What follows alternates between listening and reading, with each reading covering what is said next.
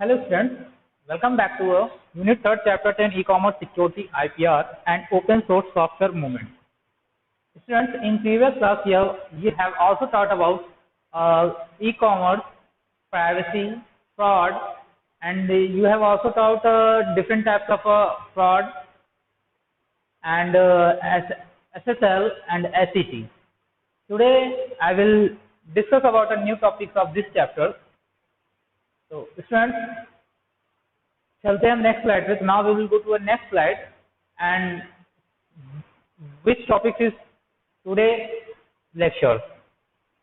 Okay student, चलते हैं हम नेक्स्ट स्लाइड पर और देखते हैं आज का पहला टॉपिक क्या है. तो students, today is first topic is plagiarism. Plagiarism means क्या होता है स्टूडेंट्स, ये है क्या? मीन्स ये आपका एक, जैसे कहने मतलब कि ये एक ऐसा रॉन्गफुल एप्रोप्रिएशन होता है कि जिसमें कि किसी की थॉट्स या आइडियाज को हम क्या करते हैं, पकड़ने चुराते हैं. ठीक है, वेबसाइट पे जा करके या कहीं से भी किताबों से या कहीं से भी हम क्या करते हैं, उनके थॉट्स और विचारों को चुरा करके हम उसे अपना बताते हैं. ठीक है, या किसी वर्ड को चुरा करके कहीं से भी हम क्या कहते हैं कि ये हमने लिखा हुआ है. ठीक है, या ये हमारे विचार हैं, ये हमारे आइडियाज हैं. तो ठीक है स्टूडेंट, लेकिन ये जो हम ऐसा जो करते हैं ये सब क्या कहलाता है, हमारा क्राइम कहलाता है स्टूडेंट. ये सब हमें नहीं करना चाहिए. ठीक, तो ये सब पूरे क्राइम के अंतर्गत आते हैं.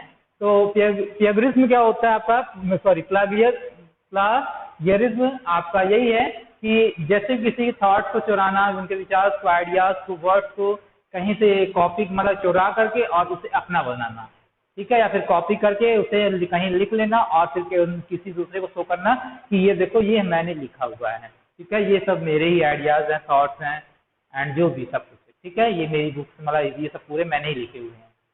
ठीक, तो फिर अगर हम बात करते हैं नेक्स्ट टॉपिक की, तो intellectual properties and intellectual property right. तो first we will discuss about intellectual properties. Student, intellectual properties होती क्या है?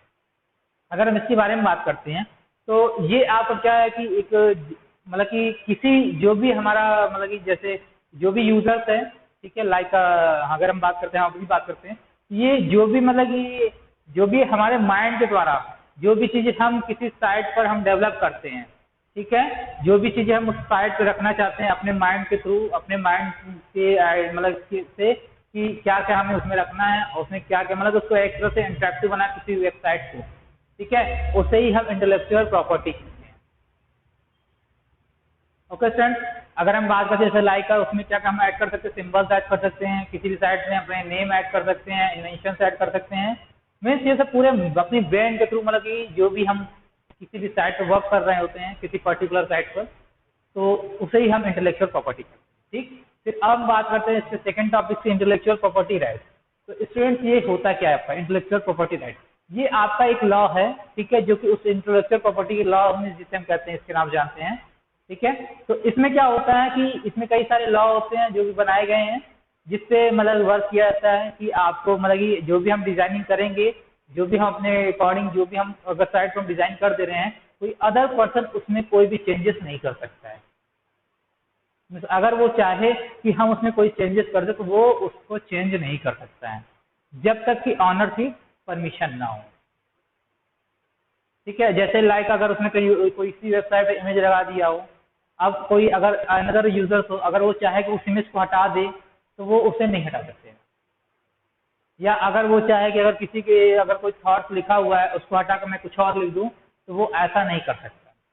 अगर कुछ डेटा लिखा हो, इंफॉर्मेशन लिखी हुई है, अगर कोई यूजर चाहे कि उसे मैं हटाकर मैं अपना कोई चीज डाल दूं इंफॉर्मेशन, तो वो ऐसा नहीं कर सकता है ओरिजिनल वेबसाइट जो भी आता है. ठीक है, उसका सिर्फ वो कॉपी करके कहीं और पेस्ट कर सकता है और फिर उसको अपना बता सकता है ये मेरे थॉट्स आइडियाज हैं. ओके स्टूडेंट, या फिर उसी से जस्ट उसमें से जो भी चीजें हैं उसकी जो भी सेम कुछ चीजें कॉपी कर ले और कुछ उससे अपना लिख ले, उसमें कुछ और अपना मॉडिफाई करके वो अपना बता सकता है. ये आपकी इंटेलेक्चुअल राइट में होता है. मीन्स ये है कि आप इसका मतलब ये है, इस राइट में लॉ ये है कि कोई भी इसकी कोई चेंजेस नहीं कर सकता है. जो भी वर्क करना है वो जो भी ऑनर होगा उस पर्टिकुलर उसने जो भी चेंजेस किए होंगे कि जो भी मतलब लाइक क्या क्या चेंज कर सकता है वो, जैसे पेटेंट हो गया, आपका कॉपीराइट हो गया, ट्रेडमार्क हो गया, डिजाइन हो गया, डेटाबेस हो गया, एंड ट्रेड सीक्रेट्स हो गया। ये आपके उसके टैब्स दिए हुए हैं आईपीआर से इंटेलेक्चुअल प्रॉपर्टीज के राइट्स के, जैसे पेटेंट हो गया, कॉपीराइट हो गया, ट्रेडमार्क हो गया, डिजाइन हो गया, डेटाबेस हो गया, एंड ट्रेड सीक्रेट्स हो गया।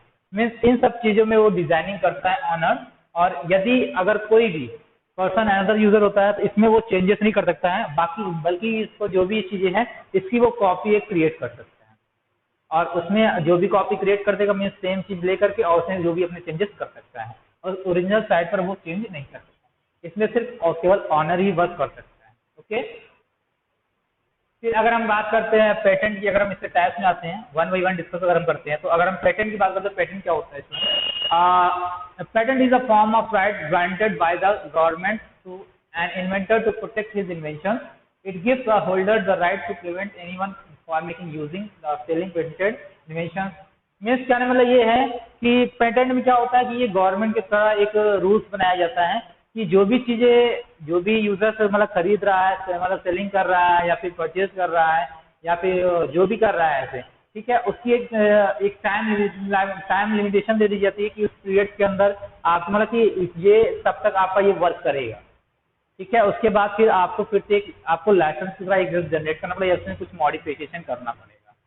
ओके, ये आपका रहता है। फिर हम बात करते हैं कॉपीराइट की। कॉपीराइट मीन्स स्टूडेंट जैसे इसके नाम से ही लग रहा है कि अगर कोई भी कंटेंट हमारा है तो हम उसकी कॉपी एक क्रिएट कर सकते हैं दूसरी। जैसे copyright protect artistic and literary work, the holder has complete rights and control over adaptation और reproductions of the work. Copyright lasts for up to 70 years after the inventor's death. Means कहने मतलब मैंने बताया ना कि जैसे अगर उसकी डेथ ओवर हो जाती है, जो भी ईयर मतलब डेवलप बनाया गया है गवर्नमेंट के थ्रू, जो भी रूल्स दिया गया था कि इतने ईयर तक के लिए आपकी ये साइट चलेगी, उसके बाद आपको क्या होगा, ये साइट मतलब एक्सपायर कर जाएगी, और फिर आप इसमें अपने मॉडिफाई करके आप इसको और मतलब और ईयर के लिए आप कुछ आगे के लिए बढ़ा सकते हो। कॉपीराइट क्या करता है कि आपके जो भी कंटेंट होते हैं आप उसी को ही कॉपी करके उसका ही एक दूसरा साइट बना करके आप उसको और भी नेक्स्ट मतलब ईयर से और आगे उसे बढ़ा सकते हैं। क्लियर। फिर हम बात करते हैं ट्रेडमार्क। स्टूडेंट जैसे आप जानते हो हर एक कंपनी का अपना अपना एक ट्रेडमार्क होता है, जिससे एक तरह से लोगो होता है या फिर एक नेम होता है जिसके थ्रू उस कंपनी के नाम से हम उससे जानते हैं। जैसे अगर हम बात करते हैं, सपोज अगर हम बात करते हैं विंडोज की, अगर हम बात करते हैं तो ये जो हम विंडोज ओएस यूज कर रहे हैं ये किस कंपनी का है? जो भी हम यूज कर रहे थे ये विंडोज कंपनी है हमारी है, ठीक है। तो उसके उसी के नाम पर ये ओएस जो पड़ा हुआ है, आपका विंडोज 7 यूज कर रहे हो, विंडोज 8 यूज कर रहे हो, ये कंपनी का नाम है ना विंडोज, तो ये आपका हो गया, ठीक। अगर हम बात करते हैं एडोब फोटोशॉप की बात करते हैं या फिर एडोब एक्रोबैट रीडर की बात करते हैं, तो ये कौन सी कंपनी आपकी है? ये आपकी एक जिसका ट्रेडमार्क क्या एडोब है। एडोब एक कंपनी है, इसका ट्रेडमार्क ये आपको एडोब मतलब ये ट्रेडमार्क है जिसके नाम पे आपकी जो कंपनी के नाम पे आपकी ये सॉफ्टवेयर बनी। फिर अगर हम डिजाइन है तो इसमें वही मैंने जैसे बताया कि आप अपने अकॉर्डिंग अगर डिजाइन क्रिएट करना चाहते हो तो ये भी आपका कॉपीराइट की तरह ही होता है, जिसमें आप मतलब कोई भी चीजें सॉरी इसमें इस कहने वाला कि अपने अकॉर्डिंग जो भी चीजें चेंज करना है तो इसमें प्रोटेक्ट मतलब यदि स्टाइल चेंज करना है, जो भी चीज करना है तो अपने अकॉर्डिंग डिजाइन इसमें दब दे सकते हो। फिर हम डेटाबेस की अगर हम बात करते हैं, डेटाबेस क्या होता है? ये भी आपका कॉपीराइट की तरह ही सिमिलर होता है आपका, ठीक है, ये बिल्कुल कॉपीराइट की तरह होता है। इसमें भी it prevents कॉपिंग for a significant sections of database. Means जो भी आप किसी भी टॉपिक पर आपकी जो भी चीज आप कर रहे हो उसकी भी एक कॉपी क्रिएट कर सकते हो, जो भी डेटाबेस है उसकी आप एक कॉपी क्रिएट कर सकते हो। ओके सर, फिर अगर हम बात करते हैं ट्रेड सीक्रेट की बात करते हैं, trade secret is a practice design formula process of compilation of information. Means ये क्या होता है, एक आपका प्रैक्टिस डिजाइन होते हैं जिसमें कई सारे इंफॉर्मेशन होती है जिसका आप कंपाइलेशन कर सकते हो आप, ठीक है, और बहुत सारे डिजाइन को आप एक साथ मर्ज भी कर सकते हो, ठीक है। This information is utilized by a company to gain competitive advantages over the others. Means इसमें क्या होता है कि कई सारी इंफॉर्मेशन जो होती है जिनको आप मतलब कि इसमें एक कंबाइन कर सकते हो और इसमें कंपनी के द्वारा ये सब किया जाता है जिसकी वो कंपनी क्या करती है ताकि उससे अधिक अपने क्या होते प्रॉफिट को गेन कर सके, ठीक है। तो स्टूडेंट्स ये आपका हो गया इंटेलेक्चुअल प्रॉपर्टीज के लॉ एंड उसके टाइप्स हो गए। और अब चलते हैं हम देखते हैं नेक्स्ट स्लाइड पर और नेक्स्ट टॉपिक है क्या उसके बारे में जानते हैं। Now we will go to next slide. तो स्टूडेंट हमारा नेक्स्ट टॉपिक था सॉफ्टवेयर लाइसेंस। अब सॉफ्टवेयर लाइसेंस है क्या स्टूडेंट?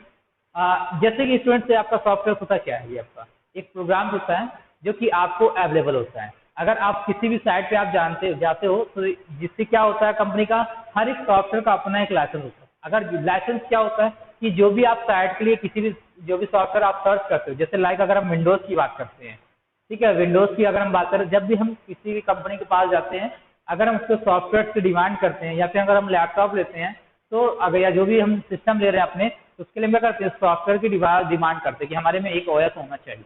तो वो आपसे जो भी कंपनी वाला, जो भी ऑनर, मतलब जो जहाँ से भी आप परचेज कर रहे हो अपने लैपटॉप या कंप्यूटर को, वो आपसे कहता है कि आपको किस टाइप का मतलब की सॉफ्टवेयर चाहिए, ओपन सोर्स वाला चाहिए या फिर आपका लाइसेंस वाला चाहिए। तो ओपन सोर्स मतलब क्या होता है, फ्री वाला रहता है, ठीक है।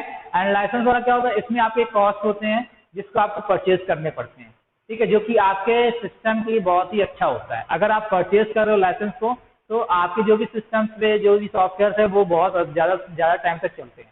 अगर आप कोई भी चीज़ उसका, अगर आप ओपन सोर्स वाले सॉफ्टवेयर यूज़ करते हो, तो वो क्या करते हैं, आपके सिस्टम पर ज़्यादा टाइम तक नहीं चलते हैं, ठीक है। और वो क्या होते हैं, खराब होने वाली, वो ओएस में उसकी जो भी चीज़ें उसमें सॉफ्टवेयर में जो भी चीज़ें एप्लीकेशन पड़े, तो वो सब की मतलब कि खराब होने के चांसेस होते हैं, वर्क बहुत ही कम करते हैं। अगर हम लाइसेंस के वर्जन की अगर हम बात करते हैं,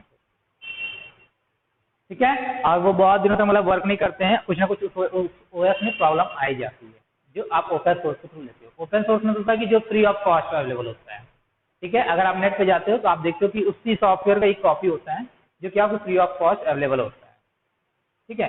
तो इसलिए अगर हम बात करते हैं सॉफ्टवेयर लाइसेंस की, तो जब भी आप सॉफ्टवेयर लीजिए तो आपको एक लाइसेंस वर्जन ले, इसके साथ साथ आपको एक लाइसेंस वर्जन, जो भी सॉफ्टवेयर आप परचेज करो उसके साथ एक लाइसेंस वर्जन को भी आपको परचेज करना पड़ता है। लाइसेंस में क्या होता है, आपकी एक कोड होता है जो कि आपको देते हैं, उसको आप परचेज करके आपने सिस्टम पे वो इसे इंस्टॉल करते हो।